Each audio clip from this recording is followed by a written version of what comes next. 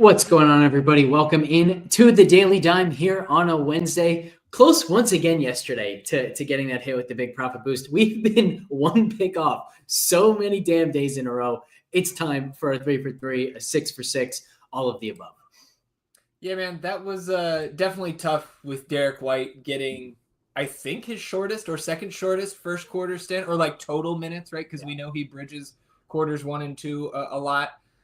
You're going to be shocked if you've been tuning into the Dime that we're maybe going back to that here today. But yeah, great calls there. Shout out to Weisberg for pointing out the Clay prop yesterday. Paul George soared over that 4.5.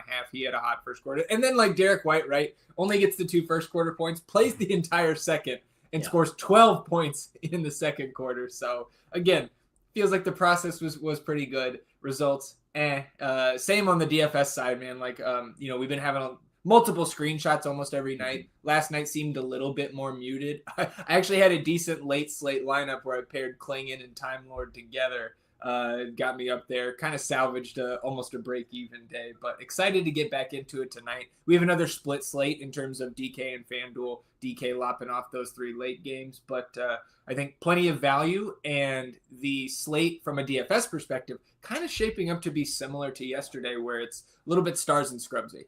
Yeah. I actually want to start HB Cards asking any advice for someone on the prop sites when they haven't hit anything in weeks. So I'll say a few things here. First off, one just super valuable thing, and this isn't just about the props, like this applies to DFS too, is try and just track your success. And so you haven't won anything in weeks, but how have you done on the individual picks perspective? Yeah. Are you hitting 55% of them, 60% of them, 45% of them? That will give you a big indication of whether you've just run bad. I can tell you over the last week and a half or so, I've only hit 1 3 for 3 and 1 6 for 6. And yet I've been at like 62% on the individual picks. So I know that those hits are coming, right? If you're at 45% and you're not hitting, now you're in trouble. Now you have to reevaluate something, like something in your process needs to change. So I think whenever you're having a losing streak, whether it's traditional DFS, NFL DFS, NBA DFS, or these pick'em sites, just kind of dive into the process of it. How are you doing in that regard? And then understand that over the long run, the results are really going to kind of fall into place. So I think another way you can do that is like when we look at the Derek White pick that lost last night, we can still look at that and say, was this a good pick or a bad pick? And we know, number one, he had the offensive usage. He missed a fairly easy shot. He had an offensive rebound situation where he got the offensive board, had a chance for a putback. It looked like he got fouled on the putback, and there was just no whistle, right? So he should be on the line for 2 free throws there.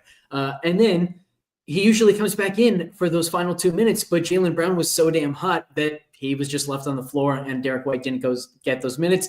White then scores 9 points in the first 6 minutes of the second quarter, right? So there are ways to evaluate plays and decide whether they were good plays or bad plays with hindsight beyond just whether they hit or not. And sometimes we get lucky and we hit despite a bad read on a play, and sometimes we have a good read on a play and it doesn't work out. So always keep those things in mind. And with that, we're going right back to this Derek White number because we have the 1.17x. So let me go ahead and bring up Underdog now, and we can go right back into some picks for today. And I'll tell you guys, Zach and I were talking about this. We didn't know if we were going back to it. We were considering it. We know that these rotations, well, I'll let you kind of talk, Zach, about the rotations. I know you went back and looked at every single first quarter they have played this year to get a little bit more information on this. But long story short, once we saw it was 1.17x and not the traditional, I think we were locked in on it. But why don't you tell us a little bit more about the rotation stuff that you found? Yeah, we're definitely going back to this here this morning with that multiplier on Underdog. Doesn't look like it's available in the first quarter offerings over there on Prize Picks at this point of the morning, but 12 games so far for the Celtics. And I got to say, I'm going to interject my Spurs bias at some point. We'll actually talk about some Spurs players. They're on the slate here, matchup against the Wizards.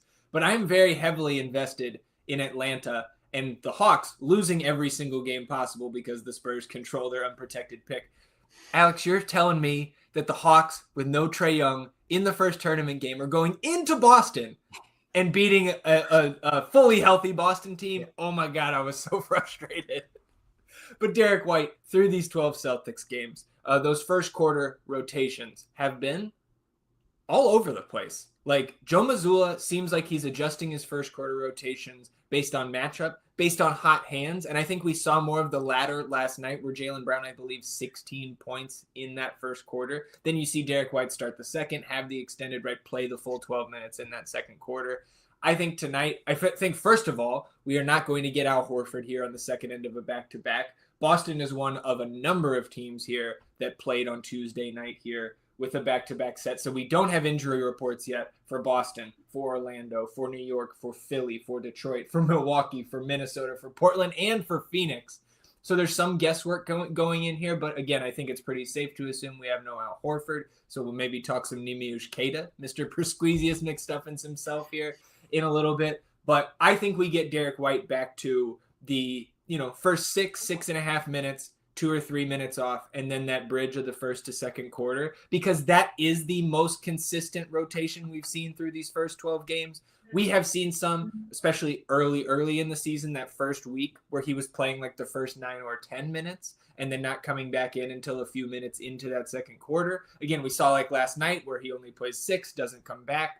And again, the most common rotation we've seen for D White here from Coach Mazzulla is 6 to 6.5 minutes, then an additional 2.5 minutes at the end of that first quarter. So now that we're getting that additional multiplier here, it's really hard to stay away from something that, again, this has been good to us. 7 out of 12 games this has hit. And the ones where it hasn't, at least 2 of them, again, have been a little bit screwy, where the game script in that first quarter, Jaylen Brown being scorching hot, things like that has affected Derek White in some of those games that he missed. And a good matchup here against Brooklyn. Yeah, I would also say 7 of 12 overall, 4 of 6 when we have actually used it here on stream. So it's been quite good to us, and I think it should continue to be that way. And at 1.17x, that just makes it all that much more enticing. Do you have a second place that you'd really like to go to here today, Zach? I do. I saw Hami in here in the chat. I think that's a name I haven't really seen in the chat. So welcome in. We appreciate you listening. And yeah, we feel that pain, man. In the FTN Fantasy Discord, that Pick'em Games channel, we were all not just frustrated with the lack of Derek White coming back in, but then, like Alex mentioned, those first 5 or 6 minutes of the second quarter, we're sitting there pulling our hair out. So I'm actually going to go against the FTN model here this morning, which can be a dicey proposition, but this is somebody that we talked about heavily 2 nights ago. It's Jaren Jackson Jr., higher than 23.5 points here. Model has him right around, I think, 22.5-ish. Still, 34.8% usage for Jaren Jackson Jr. Since the start of last season, that's over 1,250 minutes. Since the start of last season, with no John Morant, no Desmond Bane. Marcus Smart is questionable tonight, so we haven't projected in. Maybe that's potentially dragging down Jaren Jackson's projections here, but I am not so concerned. In that sample size, Alex, 38.9 points per 100 possessions. Of course, Jaren Jackson is not playing all 48 minutes, so that shouldn't be your projection, but I think it's a pretty good indication of the scoring rate that you can expect out of Triple J with those 2 guys sidelined. And you could sit here and say, but tough individual matchup, right? Certainly against Anthony Davis. But if you look back at the last 5 times that Jaren Jackson has gone up against Anthony Davis, he's over this number in 3 of those 5. Now, 2 of those games, there was no John Morant, but there was Desmond Bane in 2 of those 3 where he went over. So I don't look at this individual matchup based on what they've done in the past, based on Jaren Jackson's rates, and say that I'm too worried about the individual matchup or the overall matchup against the Lakers, because outside of Anthony Davis, I'm certainly not concerned about any of the rest of that front court slowing down Triple J. You know the shot volume's going to be there. You saw him come up a little short against Portland the other night. That's because they were beating the brakes off the Blazers, and he didn't have to play the fourth quarter. So I believe 6.5 point road dogs here in Los Angeles. So if that game, is in the balance through the fourth quarter, you should expect full minutes here. I've made a lot of Jaren Jackson's foul trouble issues dwindling over the last couple years. We're seeing that to start this year too. It's not really an issue anymore. Will it rear its ugly head sometimes? Yes. And will it happen tonight because I'm bringing it up? Probably. But I'm not projecting foul trouble here, right? That's not something I like to do. So I like the higher on his 23.5 points prop. And I think you can get that anywhere right now. I do slightly prefer on Prize Picks. We'll talk about a couple other fantasy score props right now. If you're going to Triple J on Prize Picks, over 36.5 fantasy score, he's projected right now for 40.5 in the FTN model. So again, like the model is not as high on the points prop, but it loves that fantasy score prop. So on Prize Picks, I do prefer that one. Yeah, I would definitely agree with that. I also think a couple things here. The matchup with Anthony Davis, better than what people kind of just assume, given how good Anthony Davis is defensively. For one thing, Anthony Davis wants to be around the rim. He wants to be protecting the rim. So he's going to be a little bit content to let Jaren Jackson Jr. Take some open threes. It might just be half a second late because he wants to be in the paint ready to help and contest shots there. So I was hoping that this 1.5 3-pointers made was going to be just a regular 1.0. It's all the way down at 0.83x. So we can't go to that, but it kind of tells the story of why we still like the over on the points here. And then the other aspect is when Anthony Davis goes for blocked shots, that opens up some putback opportunities as well for Jaren. So I'm with you on this one. And I'll tell you, like I've had a very busy morning, so I haven't been able to really dive in much on my own picks. And as always, like I want these blocks plus steals to be populated. We haven't gotten any yet, so tough for me to find. So I'll kind of kick it to you. Do you have a third pick for us? I would say hit the refresh because I see Victor Wembanyama 4.5 stocks here on Underdog. That literally just populated in the last couple minutes, from what I can tell. And again, we went to this the last couple games. Do you see, okay, we've got the full the full menu here. Spurs are taking on the Wizards tonight. I don't know how I can overlook this Wemby prop at 4.5 stocks. Spurs are 10-point favorites here against the Wizards at home. Wemby's averaging 5.3 stocks per game right now. The model has him projected for 5.57. You certainly don't look at this matchup on paper and think Wemby unders, right? And so with how inconsistent his scoring has been, especially the shot selection, right? It's like over 40% of his shots so far this season have been from three. And until last game, when I think he was 6 of 12 from deep, has not been shooting it. He is like 22%. So that's been disgusting. But the stocks, the defense, that remains. That is their game in, game out. And like I've said, I think this is the third time I've mentioned it when we've looked at this 4.5 prop. I don't think we're going to see this that often as the season continues. So I'm going to continue to attack it because I think this line should be at least 5 on pretty much a nice nightly basis. Yeah, I definitely agree. I think there are actually quite a few of these stocks that I already like. Jaren is an interesting one to discuss too at 1.12x now. You mentioned the fact that his foul trouble has kind of disappeared. Anecdotally, I feel like it's also hurting his aggression for stocks. Are you seeing the same thing where you're a little bit less inclined to go to his stocks than we would have been in the past? Because in the past, like 2.5 stocks for Jaren Jackson at 1.12x would have been automatic regardless of the matchup. Well, and I don't know how much stock I should actually... No pun intended there.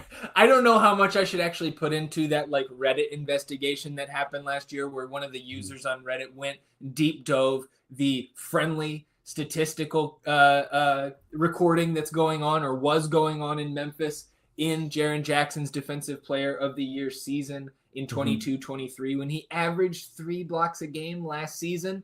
And like, again, right after that kind of information trickled out into the NBA zeitgeist, all of a sudden Triple J is back down to 1.6 blocks per game. I do think some of that has to do with him having to start more at the 5 over the last year plus, right? Part of his defensive prowess in those years, right, where he's, 5th in the Defensive Player of the Year voting, then he wins it the next season. when he's playing at the 4 with a Steven Adams or a Jonas Valanciunas next to him, he's able to roam more defensively, right, and come over for those kind of secondary blocks, those help side contests at the rim. He hasn't been consistently at the 4 or 5 this season because, again, this Grizzlies team has just been hit by the injury bug so immensely. So that's actually not one that I would target. He's right at 2.6 per game here this season, and last year was 2.8 per game.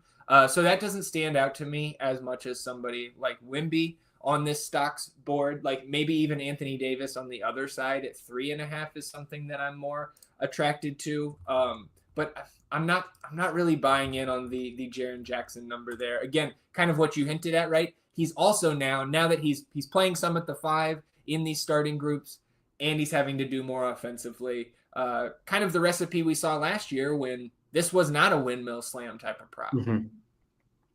Yeah, I think that's pretty much the same read that I have. So I'm glad that you feel the same way, because at first glance, it's like, oh my God, I can get Jaren Jackson at a boost at just 2.5 stocks. So, it's one of those that feels too good to be true. And it sounds like we both agree that it actually is too good to be true. Our guy MLB Dream has been taking Alex Sarr over 1.5 blocks every single night in the props market, and it's hit, I think, in every single game except for one this season. He's here at 2.5 stocks at 1.12x. Let me see if they also have his blocks up. I don't know why. The search function, not so great here on Underdog. So hopefully they improve that in the coming weeks. But let's see, is Sarr up here? He is. Oh, and he's at 1.06x. Fire it, grab it, do it. Yeah, that's just an automatic one. Wembanyama here, 3.5 blocks, 1.11x. Do you prefer blocks or the stocks for him? I'd rather have the stocks just because he gets his hand on so many of those passes, on so many of those shots. And kind of one thing you brought up to me a few weeks ago that I think makes some sense, especially in an instance like this. Sometimes those statisticians can be like something, and this is something we see on the data side here when we're charting these NBA games now at FTN Fantasy. It's like, the Pacers statistician gave Miles Turner a block right there. That was absolutely a steal, right? When something like that happens, you don't have to worry about it with this. But like you mentioned, you're getting the multipliers there on blocks and steals for Wemby. Mm-hmm. I would still lean towards that blocks number rather than the steals if I had to take one. So 1.11x instead of 1.31. But I think I just prefer the stocks among the 3 here tonight, because I do think there is a chance that the Spurs run them off the court here tonight. They have looked a lot better offensively with Devin Vassell working his way back in. And as those minutes continue to trickle up, when this Spurs team plays a team like the Wizards, I think there is a significant gap there now. And you see that in the line with the Spurs double-digit home favorites. It feels like years since you saw that when you open up the sports book in the morning. Yeah. One final thing I'll say there, Washington allowing the 10th most steals per game and the 6th most blocks per game. So let's just get the best of both worlds there and kind of take some of that variance out. We've also seen like Wemby will have one game where he has 7 blocks, no steals, and the next game he's at 5 steals before he even gets his second block. Yeah. So let's give him the chance to get there however he wants to, because he's just been an absolute monster with these defensive stats. So 4.5, just I'm shocked because we saw it at 5.5 a couple weeks ago or a couple games ago. Mm-hmm. He got to like 10 and then opened the next game at 4.5. That doesn't make a whole lot of sense. So let's just continue to take advantage of this number while we have it. I want to say HB Cards made the point that in his state he can't do first quarter stuff. So HB Cards, I think one note to you would be maybe focus as much as you can on these blocks, steals, and stocks props. We've had a ton of success with them. It's a little bit easier for us to evaluate the matchup and put more time into our research into these picks than Underdog can, than the sports books can. So I think it's just a little bit easier to find edge on these. And to that point, reminder to anybody, like as you're doing your own research throughout the day, finding picks that you like at any point in the day, you can tag myself, you can tag Zach, any of our analysts in the Pick'em channel of Discord and ask, how do you feel about this guy's stocks? How do you feel about this guy's stocks? What's the matchup like for, Wembanyama stocks tonight? Anything like that, go ahead and ask us. We can help you get right back on track here with these Pick'em games. All right. Let's see if we can get two more here, Zach, now that we have all these steals and blocks up. Any of these other stocks picks kind of shouting to you, or should we take a look at either the blocks alone or the steals alone for more here? Miles Turner would stand out with the injuries to me that the Pacers have in their front court, but 0.89x here, so not something I'm looking to do. J-Dub right below him.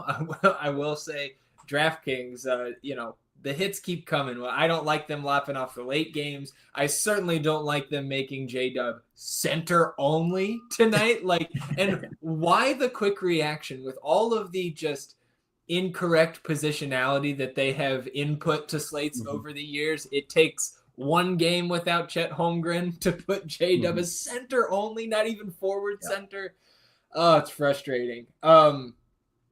Claxton, maybe against Boston, right? Those Nick Claxton minutes are coming up. He did get back into that starting lineup for Brooklyn last time out. We know that Claxton is a big stocks guy, right?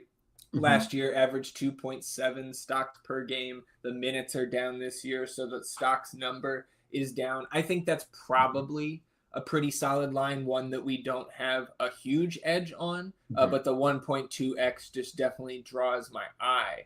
I wish my only issue with that, issue with that is the matchup.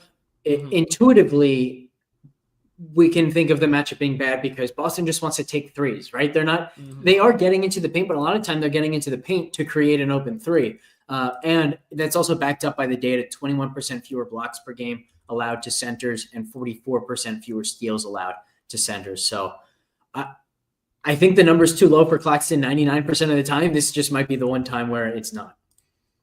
So Preston was asking about Scottie Pippen Jr., obviously in line for more big minutes here tonight with no Ja. Like Marcus Smart will get back in there. I don't think that's going to affect Scottie Pippen as much as you may think on the surface, right? Maybe you're taking some more minutes away from the rookie Jalen Wells, right? Maybe some minutes come off of John Conchar and Jake LaRavia and Luke Kennard, right?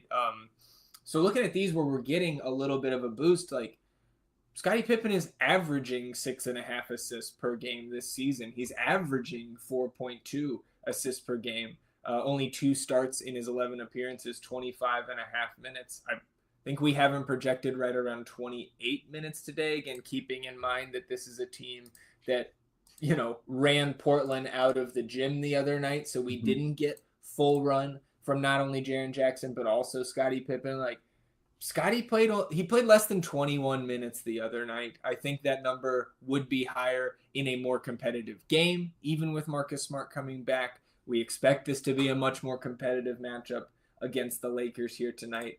I think I lean slightly towards the rebounds there rather than the assists, because he is over this number in terms of his rebounds in 7 of those 11 games. And, a number of those are him playing 20 minutes per game, 23 minutes in a game.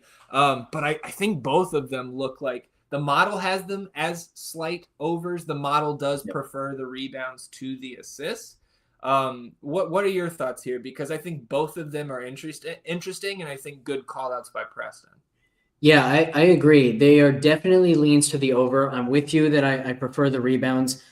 I'm not sure I categorize them as great plays. Like the model has the over on the rebounds at 52.3%.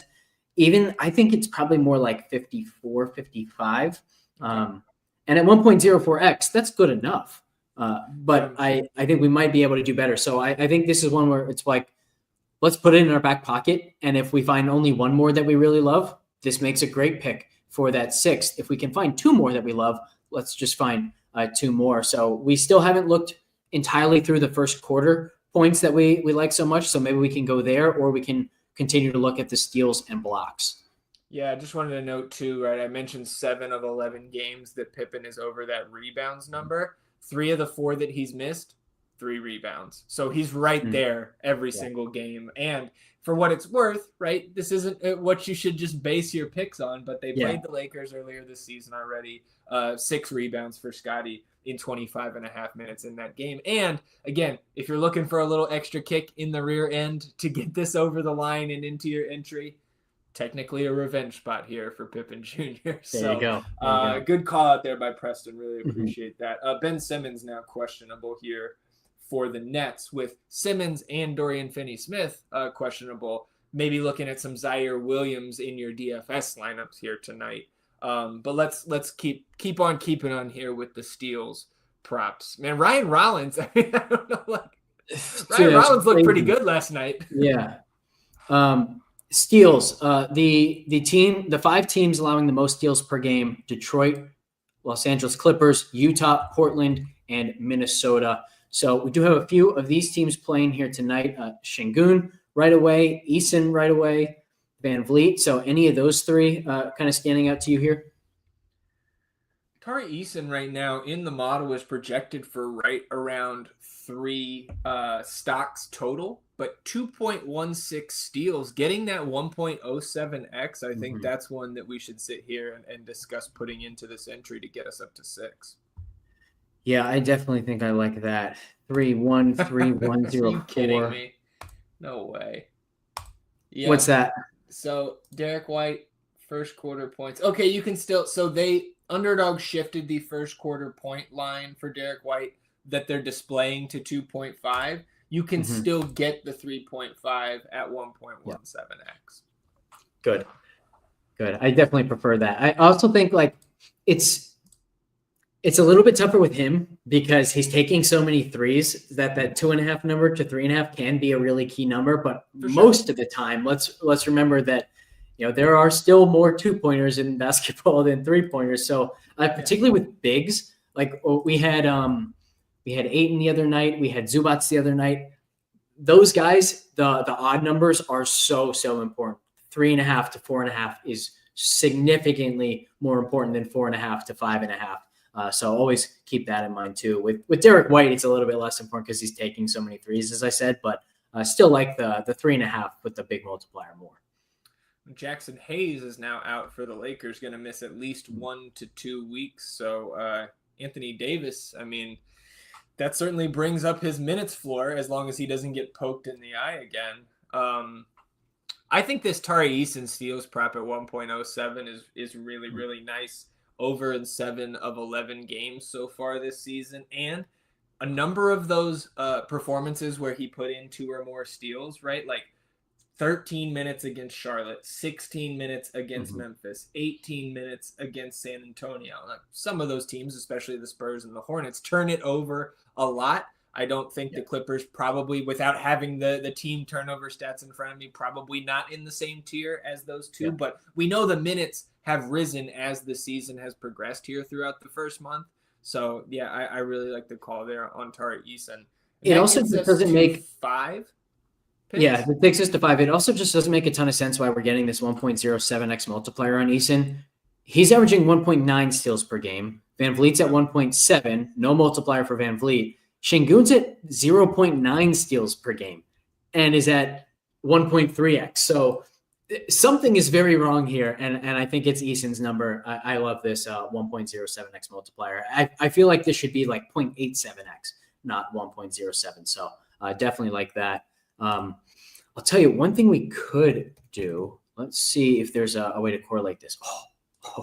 I think we might have our 6th pick. I noticed the other day that Harden is turning the ball over like crazy this season. All the time.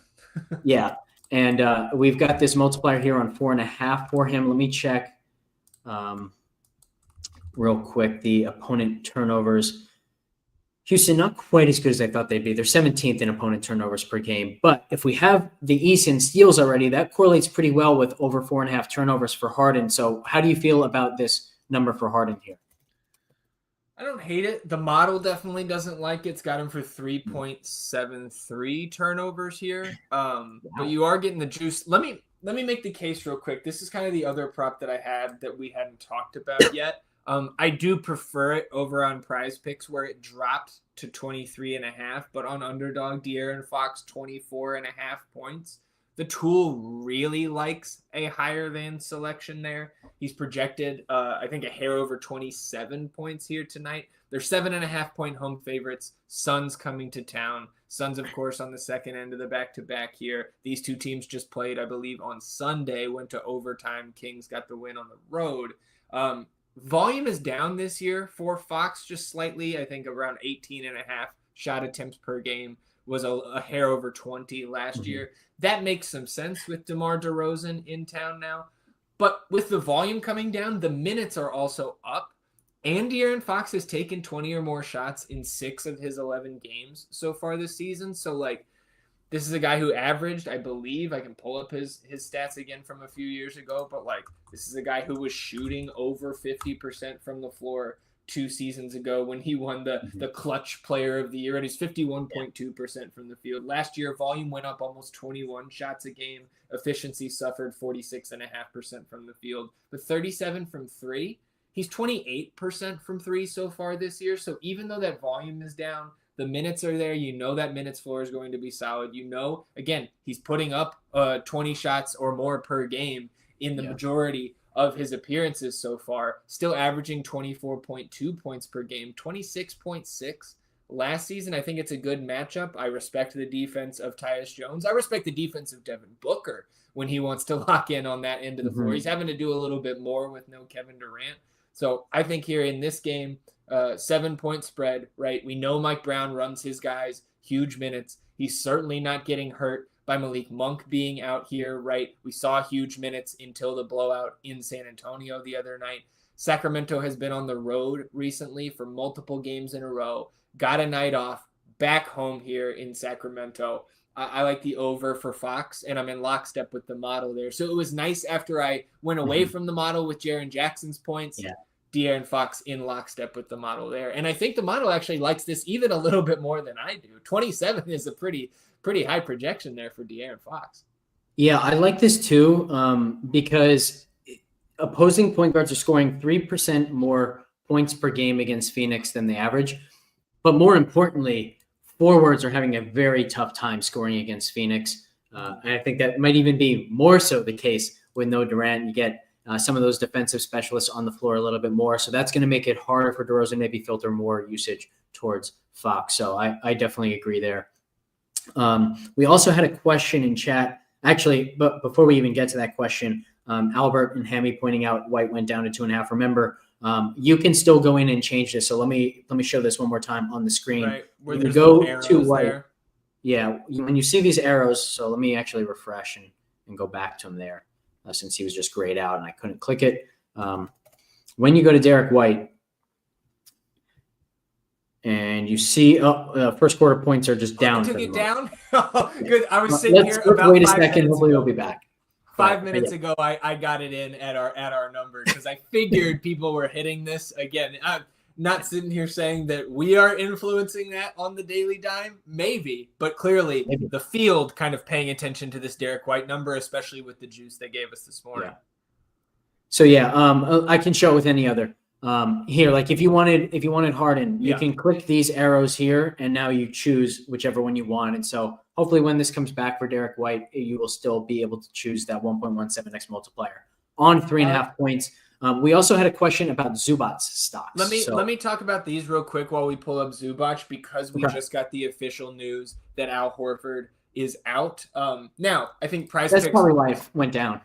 Yeah, sure. Prize Picks was already on this morning, so they have a Nemiush Keita fantasy prop. Of course, it looks like it's down right now, but Keita was at 21, so I had that in my Prize Picks entry this morning. I mentioned Jaren Jackson Jr., over 36.5 fantasy points there. 2 others that I like. I do like the Scottie Pippen Jr. more than 29 fantasy score over there. Model has him for right at 31. And then Goga Bitadze against his former team already went over this 26.5 fantasy score number by almost 10 in their matchup about 10 days ago.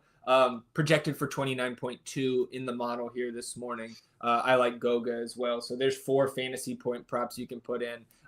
Wemby's stocks and De'Aaron Fox with the extra point there. He's at 23.5 on Prize Picks. That was my 6-pick entry on Prize Picks this morning. I like that. talking about Zubac's stocks for a second here. He's averaging 1.9 on the season, 1.2 blocks per game. He has had 2, 3, and 3 blocks in the last 3 games, including that Toronto game where he also had 2 steals. So he's been a little bit better of late, which might be pushing his line a little bit too high for my taste. This is a great matchup with Houston. Houston is allowing 46% more blocks per game to opposing centers than they average. However, it's a pretty bad steals matchup for opposing centers by the numbers. Now, as a team, Houston just allows a ton of blocks. So I think this is a solid matchup. I don't know if it's good enough to get me on this 2.5 stocks number for Zoo. What do you think? Yeah, not for me. Right, 1.9 stocks per game on the season's never been a huge stock guy, but of course the minutes are way past anything we've ever seen in Zubac's career at 35 per game. So like I don't think you're crazy for taking this, but like even with those elevated minutes, the per game averages are not with this pick. The model is not with this pick. We're projected 1.68 stocks here tonight. So I think with 11 games, we can do better. But again, I don't think it's crazy because what you mentioned, like what's not being factored into what I just said is the matchup itself. I guess, the model taking that into account, but maybe not picking up on all of the early season trends. Yeah, so the model takes some of the matchup into account, but not the full thing. Like the model knows how many expected shots are going up from the opposing team. They know the model knows how many expected 2-pointers are going up from the opposing team, and it can create a projection from that. But it doesn't know what kind of shots. It doesn't know how many of those are coming at the rim. It doesn't know, how much does the opposing center keep this center around the rim so he's in position to protect the rim and get those stocks. So there are aspects of it that the model doesn't know, and there are aspects of it that we want to be sure that we're not double counting. But yeah, I think you could talk me into over 1.5 blocks if it were 1.0x instead of 0.92. But at the moment, these are just not quite good enough for my taste on this slate. So let's see. We're down to 4 now, unless Derek White is back and with the first quarter picks. But okay, looks like we've got some NBA discounts on Prize Picks. Zed just gave us the head up. Dennis Schroeder down to 12.5 points from 16.5. LeBron down to 18.5 points from 23.5. So certainly we'll be putting in some entries with those later today. Boom, look, there's Derek White right back there. So we lost 0.01x, but that's not a big deal. So, big change that they made to his line. Yeah. Do we have Fox in this entry? Because that could be a 6th pick. Yeah, that could be. That definitely could be. There we go. I did. All the way up at basically 33x. So, I didn't see any other stocks that I loved at first glance. So I think this might be as good as we can do for now. And then maybe as the day goes on, they add some more and we add some more picks ourselves. If we had to turn this into a 3-pick play, which 3 do you think are your favorite? I think for me, I really like the Wemby one. Again, I just think that line is just too low for what we should expect from him on a night-to-night basis. It's hard to also go away from Sarr with what he's been doing with his blocks of late. Yeah. Definitely not an easy matchup for Sarr here. But again, like that Spurs defense when Wembanyama's on the floor, you don't want to target it. But when Zach Collins is out there, yeah, it's pretty nice. Maybe Sarr. I really like Jaren Jackson. That was the first one for me this morning. So it would probably be Wemby, Jaren Jackson, and probably still the 1.16x for Derek White if I was going to narrow this down to 3. And I did want to get to. Go ahead. I think I'm with you. I would just swap in the Sarr blocks for the Jaren Jackson points, just because I have just a better track record on stocks than points. Sure. But I'm also more than happy to trust your analysis on the points. So yeah, well, and hey, that's why I'll probably just be playing the 6th pick. Yeah, there you go. I mean, and certainly again going to cycle through some of these 3 picks as we move throughout the afternoon. Wait, what? Okay. I don't know what Tyson's talking about here, but Michael Porter Jr. got traded according to Adam Schefter. Is that I don't see that. I think you might have got duped, Tyson, if you're being serious, because I have notifications on for Schefter. I have seen nothing of the sort. It would also be interesting to see Adam Schefter breaking a trade like that. But so Zed was talking about the Prize Picks 6-pick entry that I had this morning. So I had Wemby stocks higher than 4.5. De'Aaron Fox higher than 23.5 points. There's that. And then my 4 fantasy score props were Pippen Jr. more than 29, Jaren Jackson more than 36.5, Nemiush Keita more than 21, and Goga Batadze more than 26.5. I believe that Keita number is down right now, but I think it should pop back up here once they repopulate the Celtics props. Let's see. And then Albert was asking, when I say the model, do I mean the NBA projections? Yeah, just the projections that we have here at FTN. As far as this Michael Porter Jr. news goes, I'm on Schefter's account that hasn't been tweeted by him. So I don't know. Schefter is Schefter, not Scheftner. So if there's like a parody Adam Scheftner account, just know that's not actually Schefter. I don't know. I haven't seen anything of this. So, we did just get as I said that, I got a notification from Underdog. I was like, oh God, did it actually happen? But no, this is about a Popovich medical update. So yeah, had a stroke. Yeah. Started a rehab program, expected to make a full recovery. At this point, timeline for return to the sidelines has not been determined. We'll get well soon, Pop. Better news than it could have been. Yeah, absolutely. I was just going to say, it could have been worse. Could have certainly been worse. Texas says, haha, made you look. You did make us look. You did make us look. That's for sure. And it just made me look at my phone and see that I had no notifications. Yeah. So, yeah. Let's see. Why don't we talk a little bit before we jump off here about the DFS slate itself? Yep. Take a first look at the GPP scores. What are you seeing early on here today? Yeah, so kind of like what Preston mentioned there, like SGA here tonight with no Chet looks fantastic. Those rates, what did he have? Like 80 something DK points the other night, set a new career high. Thunder tonight, of course, are taking on the Pelicans, who are just kind of not it's like Brandon Ingram and Trey Murphy, and then I forget what their G League team is, but that would have been the end of that joke there. 14.5 point home favorites are the Thunder. So I slightly prefer Wemby to SGA here tonight, because I think they could just be up, kind of like we saw the Cavs the other night, up 40 at half. Like, that wouldn't surprise me here going up against the Pelicans. Both of those guys are fantastic spend ups. I think Giannis here, second half of a back-to-back, assuming that Damian Lillard is not out of the concussion protocol so quickly, that Giannis, after the letdown last night, going up against Detroit here tonight, that makes some sense to me if we wanted to say that he was our favorite spend-up. You are having to spend for Giannis, highest ceiling projection here in the model, but he's 600 more than Wemby, 900 more than SGA. But again, like I said at the beginning, where it's shaping up to be stars and scrubsy again, we should have no issue being able to afford even 2 of those guys in a single lineup, because I mentioned all of the teams on the second half of the back-to-back earlier in the stream, waiting for injury reports for a number of those teams. Mentioned Marcus Smart questionable for Memphis, Vince Williams doubtful, so if he's coming back, now we're getting some semblance of the Grizzlies. You talked about Fred VanVleet, still questionable for the Rockets, so again, Amin Thompson, Tari Eason, Alperen Şengün all get bumps if he is out. Jarrett Allen is questionable. He is going through, or did go through, shoot-around, so I would expect him to play. But if he's out, obviously there's ripple effects for the Cavs. You would start with Evan Mobley sliding over to the 5 spot. We said Ben Simmons, Dorian Finney-Smith, both questionable here for the Nets. So little bump to Nick Claxton, big bump to a guy like Zaire Williams, who I believe now shooting guard only on DraftKings, but still 3,900. That would be a strong piece of value, even in a matchup against the Celtics. And then the Pelicans, right? The team that is just in shambles right now.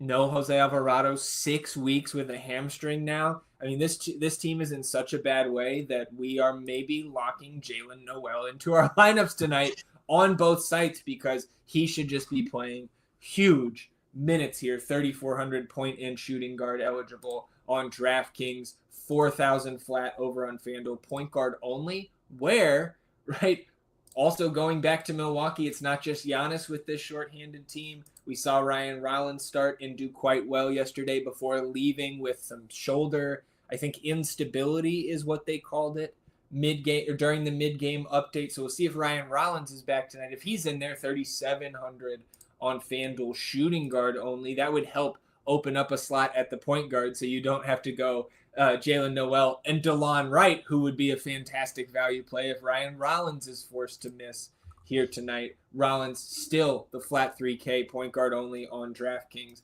DeLon Wright actually 3,800. So price-wise, a little bit more friendly if Rollins is able to go. But again, we're just sitting here running my mouth for 3 or 4 minutes, and we've gone through 6 or 7 pretty awesome value plays. If things break right, we have awesome spots for all the spend ups. And then again, it's an 11-game slate on FanDuel, an 8-game slate on DraftKings. So there are other all-star caliber, big name type of players in the 8 to 9K range. You know, I'm sure Cade Cunningham, let me look at this run of GPP scores. I know he's been owning the GPP scores of late. He's 4th on DraftKings there, so at 9K against a very vulnerable Milwaukee team, he would make some sense at what you think is lower ownership rate, right around 9% right now. So with so many games on the slate, so much news that has already come in, and so much that is still in the balance. And of course, on a slate like this, Alex, some news is going to hit in the middle of the afternoon that we don't even have any idea about yet. So again, with most big DFS slates like this on a Wednesday, you definitely need to be tuned in to the FTN NBA Discord, right? We'll read and react to all of this information that comes in throughout the day. But it's shaping up to be another really fun slate where we can kind of pick and choose our spots with the ample value that we have with all of these studs that are, you know, let's be honest, it's exciting to put a bunch of Victor Wembanyama or SGA or Giannis into our lineups, right? These are the guys that have the slate breaking upside night in, night out. You can't always comfortably fit them. And so tonight, again, you expect the elevated ownership. Giannis, you see 30% right now in the first run. That's second only to Ryan Rollins, his, 3rd, 4th string point guard that they're on now here in Milwaukee. I see Simone Fontecchio picking. I must have missed some sort of Pistons. Oh, okay, right. Tim Hardaway Jr. got wheelchaired off the court last night. So that makes some sense why I saw some Beasley interest this morning in places. Why Fontecchio is picking up some ownership here. I'm not super sold on that because Tim Hardaway's that's not a huge usage suck that's coming out of this rotation, right? It's more of a minutes thing. So right now, if you see Fontecchio, which I really don't think this will hold, at 3rd most on the slate, 28%. If he's anywhere near that, if he's 20+% on this slate, I'll have 0. Just give me those value guards who are going to have the ball in their hands, the guys who are going to play big minutes, right? Because even if Fontecchio gets up into the mid-20s, like, I get it. He just hasn't been great this year. He hasn't really taken that step for himself. He hasn't beat out any of these guys on the wings, and I think it's only going to get worse for him when Oscar Thompson gets back. So that Simone Fontecchio, for me, looking at this here this morning, that is the biggest red flag I see in terms of ownership. Yeah, we're going to have to run through some of these minutes too, because I think New Orleans especially, like you can see Noel here, we have as a bad GPP score, but we only have it projected right now for 20 minutes and fewer than 1 fantasy points per minute. So we're going to have to adjust his minutes and rate potentially, and that will affect some of these other New Orleans guys. But the thing that stands out to me right away when looking at these GPP scores, look how many Pels and Thunder players are here on the top page. So potentially setting up for a really nice game stack night. And as we, update the minutes and the production for Noel, it might hurt some of these guys, but it's being replaced by somebody else. So I think that game is potentially going to be a really solid one in the GPP scores, in the value projections. And we have had some really, really successful nights so far this season when there's a specific game really popping in these GPP scores. Hopefully that continues to be the case as we get later and later in the day. One other team I wanted to mention, because it's only on the DraftKings late slate there in Portland, but you can get it on the main slate on FanDuel. Anthony Simons left early last night, did not return after leaving in the first half. If he is out again tonight, Scoot Henderson, 5K flat on FanDuel. I think he would be in play, even with the tough matchup against the Timberwolves. And then, especially on a late slate, you can start thinking about Delano Banton, because he would pick up some of those Simons minutes, and we know how productive he has been in his short periods, his short stints, right? Kind of been like the closer here, so to speak, in some of these games for Portland. Got 23 minutes last night in that win over the Timberwolves in their first Cup game of the year. 28 FanDuel points there from Banton. So just wanted to talk about Portland, even though they're not on the main slate on DraftKings. Yeah, Banton has been one of the toughest guys to project. Like every single day we look at the model and we say, should we really have Banton have that high? But man, his fantasy points per minute, he's kind of delivering on these really advanced rates that our model is projecting. And like, I don't know about this. And then he seems to be coming through. So more and more, we're allowing the model to just kind of set his rates as they are. But we will, of course, reevaluate that and see if he's going to continue to project this well and this massive GPP score. Of course, if he actually is in that advanced role, his ownership will come up. So we're kind of ahead of the curve there on his projection. But if everyone else starts projecting him like this or anything close to this, that ownership will come up, the GPP score will go down. But there is a chance that he really is going to be one of the best values on the slate in our projection. So we'll continue to take a look at that. I'm actually really glad you scrolled down to the FanDuel GPP scores there, because you see Brook Lopez 4,900 over there on FanDuel. I think he's 57 on DraftKings, but certainly in play on FanDuel at that number with potentially no Damian Lillard again in a matchup against Detroit. Would be the first time all year that I've had interest in Brook Lopez, but that's real, man. Sub 5K with no Dame. I think you like it, and the model does as well. Last year, Detroit was one of the best matchups for stocks. It is worth mentioning, at least for centers, they have not been anywhere near as good. They're still fine. 29% fewer blocks per game, 31% more steals per game. But last year's like they were one of the crown jewels of matchups for centers in the stocks department. So worth pointing out. But yeah, at $4,900, he's great. Yeah, and just trying to pull up some numbers here since the start of last season with no Dame, no Middleton on the floor for these Bucks guys, right? Like, unsurprisingly, Giannis is off the charts. Bobby Portis has a ton of minutes in that time. Only 215 minutes for Brolo and just a 17.6% usage rate. So maybe something we need to go back and look at. But when you look at the fantasy point rates, on FanDuel, 1.05 in that sample, 1.01 on DraftKings, and you look at his minutes last game, mid-30s. So, again, maybe not somebody who jumps off the page where, let me run and grab Brook Lopez's, PRA overs or something like that. But from a fantasy standpoint, prices considered, he's going to look pretty good throughout the day. Probably even if Dame is in regardless with that price on FanDuel. Yep, agree with that. Any closing thoughts here? I mean, I think, we almost went an hour here on the Wednesday edition of the Daily Dime, but plenty to talk through. Again, I really appreciate everybody who joined in the chat because, again, like yesterday, we get that clay prop. That clay prop hits pretty easily, and that was just from Weisberg in the chat. So shout out, Zed and Albert and Hami and Preston and even you, Tyson, coming in here making us look at Adam Schefter Twitters. So tomorrow, Alex, I know we've got Thursday Night Football, just one game in the NBA. We'll still be here on the Daily Dime, but I don't think you can count on 50-plus minutes from us tomorrow. So went a little bit long today. We'll make it up with a shorter stream tomorrow with just the single game in both the NFL and NBA. Yeah, sounds great. To that point, we will be on 5:30 tomorrow as well. Free show once again for everybody.